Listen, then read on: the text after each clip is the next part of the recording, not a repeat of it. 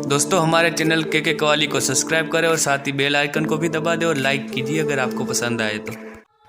23 फरवरी 1969 की रात जब मुंबई अपने सपनों की नींद में सो रहा था, तब हिंदी सिनेमा की एंजल, जिसे विनस ऑफ द स्किन कहते हैं, हिंदुस्तान की मैरिलिन मोनरो, दिलकश अंदाज, मनमोहक खूबसूरती, टैलेंट से भरपूर शख्सियत, बेहतरीन अदाकारा, खूबसूरती की मलिका, जिस हसीना के लिए करोड़ों दिल धड़कते थे, वो दिल की बीमारी से सिर्फ 36 साल की उम्र में, लंबी बीमारी के बाद मधुबाला, बॉलीवुड की सबसे खूबसूरत अभिनेत्री, हमें सदा के लिए अलविदा कह गई।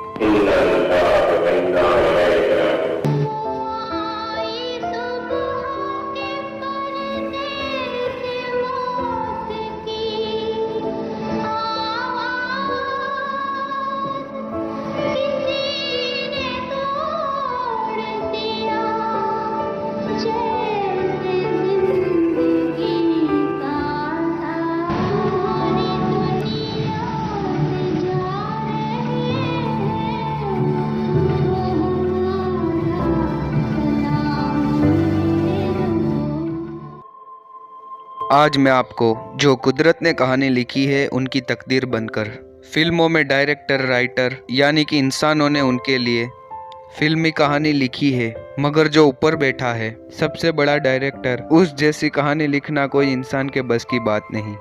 उनकी फिल्मों की कहानी और गाने उनकी ज़िंदगी में इतने सच साबित हुए, हम जिसे एक कुदरत का खेल कह सकते हैं। आज मैं आपको उससे रूबरू करवाऊंगा। मुमताज़ जहां बेगम यानी कि मधुबाला जी का जन्म 14 फरवरी वैलेंटाइन डे यानी कि मोहब्बत के दिन हुआ था, लेकिन उन्हें मोहब्बत में कभी कामयाबी नहीं मिली। जिंदगी भर सच्ची मोहब्बत के लिए तरसती रही। ये कह सकते हैं खुदा ने उन्हें फुर्सत से खुद अपने हाथों से बनाया था। इतनी खूबसूरत लेकिन इतनी ही बदकिस्मत।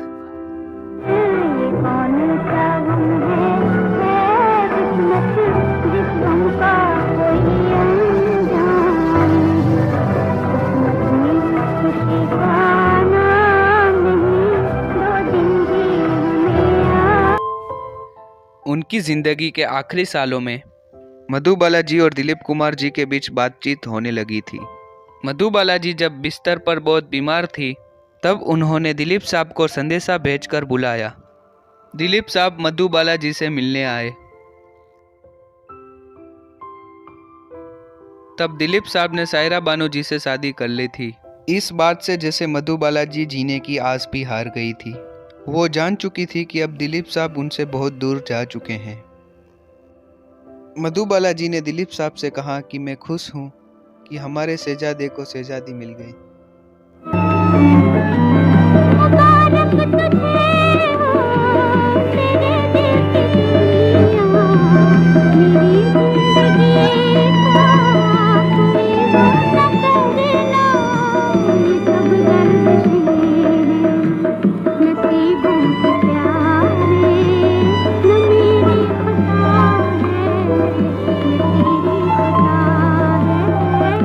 फिर मधुबाला जी ने दिलीप साहब से कहा कि अगर मैं ठीक हो जाऊं तो क्या आप मेरे साथ फिल्मों में काम करेंगे? दिलीप साहब वो उनका आखिरी दर्द अपने लफ्जों में बयां करते हैं। वो मरना नहीं चाहती थी, वो बेहद दर्दनाक था। जब उन्होंने मुझसे पूछा कि अगर वो ठीक हो जाएंगी तो क्या मैं उनके साथ फिर से फिल्मों में काम करूंगा, मैंने उनसे कहा तुम जरूर ठीक हो जाओगी, तुम ठीक ही हो। मैंने उनको यकीन दिलाया और वादा किया कि हाँ, मैं तुम्हारे साथ फिल्में जरूर करूंगा।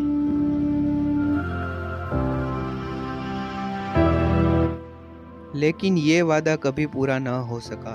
ये उनकी आखिरी मुलाकात थी।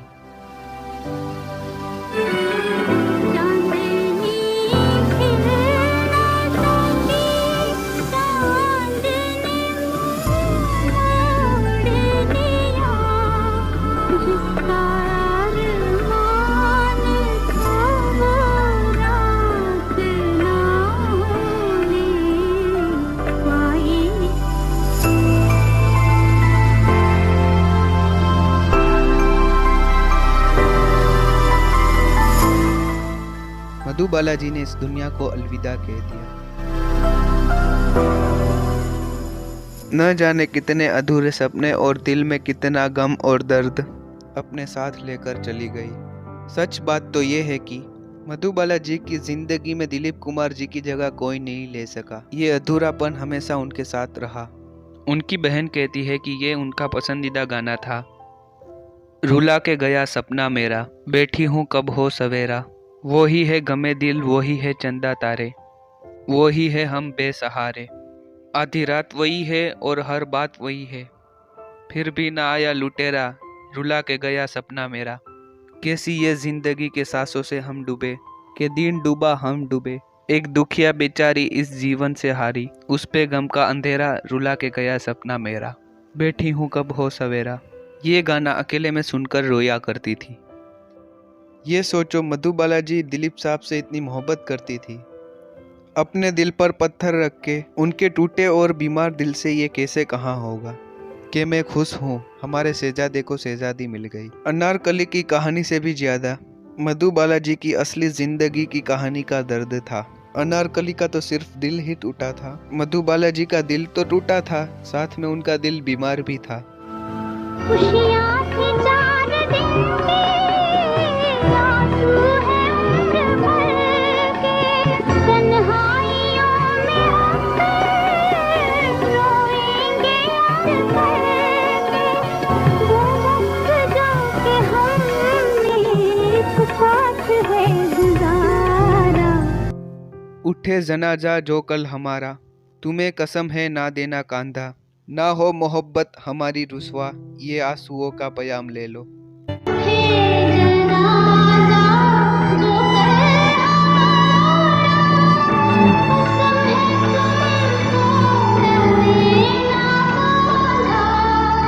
ये उनके गाने के बोल भी सच साबित हुए। जब मधुबाला जी गुजर गए तब दिलीप कुमार जी मद्रास में गोपी फिल्म की शूटिंग कर रहे थे। जब उनको पता चला कि मधुबाला जी इस दुनिया में नहीं रही तो अपनी शूटिंग छोड़ के बम्बई पहुंचे। तब उन्हें दफनाया जा चुका था, वो उन्हें आखिरी बार देख भी नहीं पाए। वो इतनी बदकिस्मत थी कि जिनसे इतनी मोहब्बत करती थी। इस्लाम में जनाजे को कांधा जो अहम माना जाता है, जीते जी उनकी मोहब्बत तो नसीब नहीं हुई, मरने के बाद उनका कांधा भी नसीब नहीं हुआ, उनके कांधे से भी महरूम रह गई। दिलीप साहब के अब उनके परिवार के साथ अच्छे रिश्ते भी नहीं रहे थे कि उनकी आने तक उनकी राह देखते या आने के बाद उन्हें दफनाते। दुनिया की नज़र से अब वो मधुबाला जी के या उनके परिवार के कुछ नहीं लगते थे। मधुबाला जी की जिंदगी इतनी दर्द भरी रही थी। उन्हें खोने के बाद उनके परिवार में सबके दिल टूट चुके थे। अब दिलीप साहब से बेपनाह मोहब्बत करने वाली इस दुनिया से जा चुकी थी। जीते जी कुछ नहीं बोल पाई, दूसरों के मर्जी के मुताबिक जीती रही। मरने के बाद भी दूसरों की ही मनमानी रही। गमे हयात का झगड़ा मिटा रहा है कोई, चले आओ इस दुनिया से जा रहा है कोई, अजल से कह दो रुक जाए 2 घड़ी, सुना है आने का वादा निभा रहा है कोई।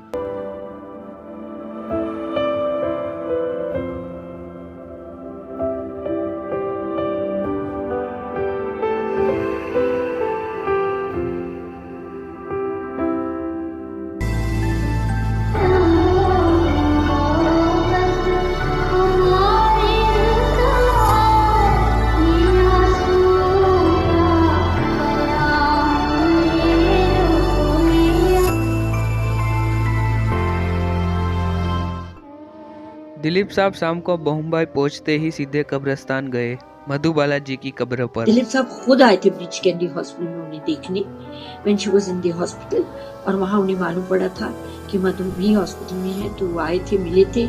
जिस दिन गुजर गई थी, दिलीप साहब मद्रास से फ्लाई डाउन किए थे, but by the time his flight reached Bombay, तब तक आपा को दफना दिया था, तो वो कब्रिस्तान गए थे।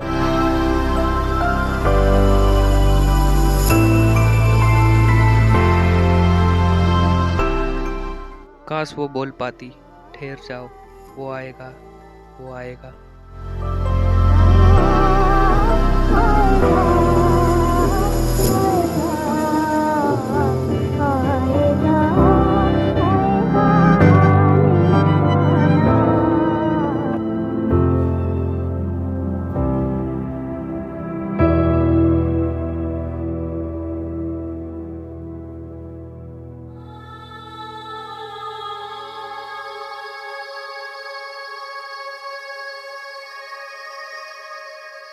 आओ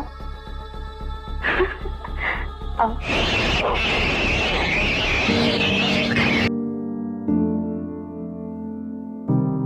मैं बहन नहीं, हकीकत हूँ।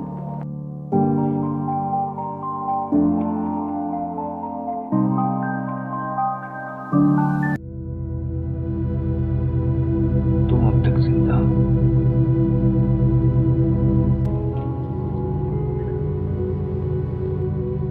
और मैं समझा था तू मुझे छोड़कर चली गई।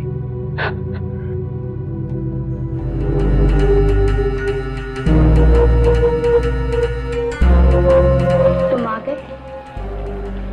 मुझे मालूम था कि तुम आओगे।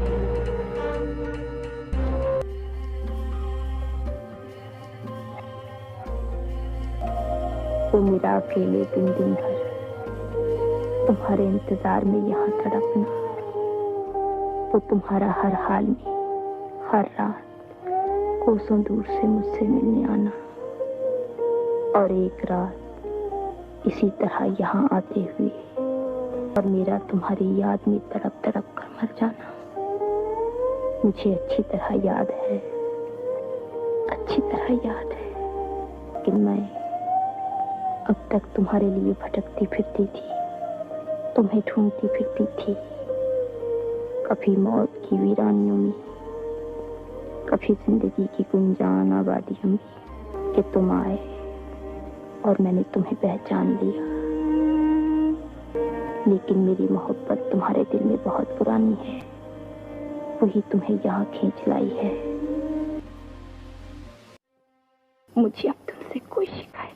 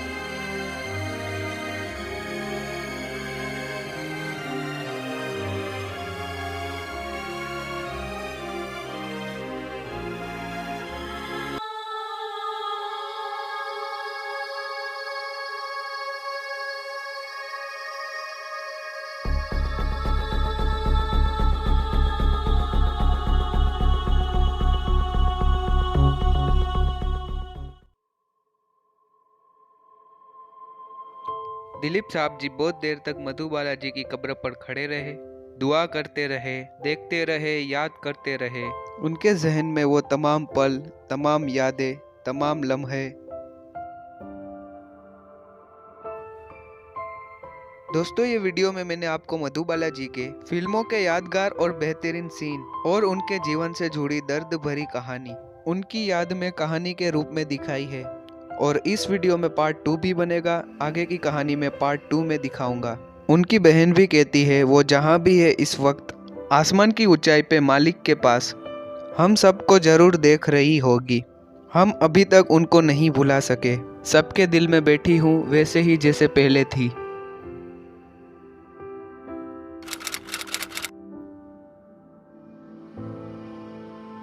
लाइक कीजिए अगर आपको पसंद आए तो।